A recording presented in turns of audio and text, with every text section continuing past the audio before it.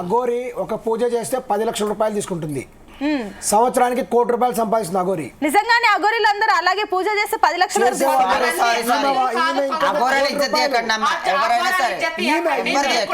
ఆ తత్వంలో నమ్ముకొని ఉన్నాం శివుని కాబట్టి మాట్లాడితే కూడా చేసిన 10 మంది అఘోరాల్లో 10 మంది నిజమైన వాళ్ళు ఉంటే అందులో ఒక్కడు ఇలాంటి వాడు.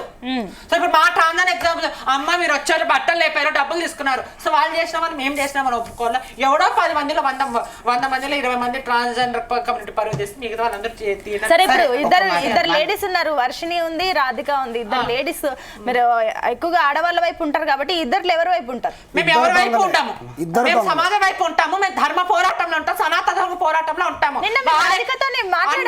మీకైనా సపోర్ట్ చేస్తే ఈయనకైనా సపోర్ట్ చేస్తాం.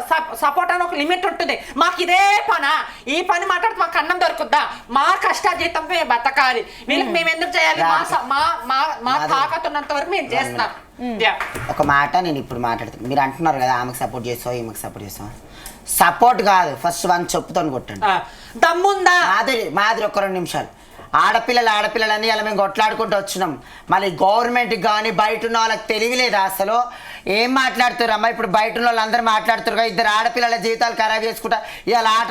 సరే నీకు ఆమె కమిషనే తీసుకుందో ఏం తీసుకుందో, నీకు పైసలు ఏం అవసరం రా శ్రీనివాస్? నువ్వు ఒక న్యాయంగా పోయి ఒక తొవ్వతో నుండి సనాతన ధర్మం కాపాడి ఏమంటే లోక కళ్యాణం గురించి వచ్చి సేవ గురించి వచ్చానన్నావు. 10 లక్షలు తీసుకొని ఏం చేసావు? సరే కొట్టిండు, నీకు ఫోన్ పే ఉంది, మళ్ళీ రిటర్న్ కొట్టి నీకు చేత కాలేదు? నీకు గోల్డ్ చైన్ గంజా ఇవన్నీ తాగద్దా? ఒక మొగోడు లాగా మన కార్లో పాటలు పెట్టుకొని మాకు తెలిసిన వాళ్ళు చెప్తా అని అంటాడంట. అంతే మొగోడే కాదమ్మా, గతంలో వినుకున్నా నన్ను మోసం చేశాను. రోడ్డు మీద అవసరం లేదు ఇటువంటి వాళ్ళని. మాధురి నో స్మోకింగ్ బోర్డ్ అని చెప్పి ఏనైనా పెట్టిరు. అంటే సిగరెట్ తాగినందుకే ఇప్పుడు 500 ఫైన్ పడుతుంది. గంజాయి తాగిన తీసుకొని పెద్ద ఆరోపణ. గంజాయి అనేది పెద్ద ఆరోపణ. అయ్యో అమ్మ, నా దగ్గర నేను ఆల్రెడీ రివీల్ చేశాను ఫొటోస్.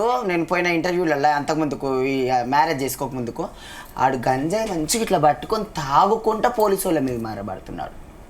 ఆ రివీల్ ఏమనలేరు. నేను అదే అంటున్నా, మన గవర్నమెంట్ కి అంత మంచి న్యాయం ఉంది, అంత మంచిగా మన ఒక ఆడపిల్లని ఖరాబ్ చేసిస్తారు, వాళ్ళని తీసుకొని లోపల పెడతారు. వేరు చేస్తా నీ సీటు తిప్పుతా.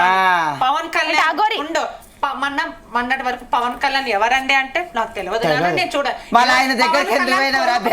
చెప్పి మీకోసం పూజలు చేస్తున్నా, మీరు కంగారు పడకండి అని సూతు పుత్త మాటలు మాట్లాడుతుంది అఘోరి.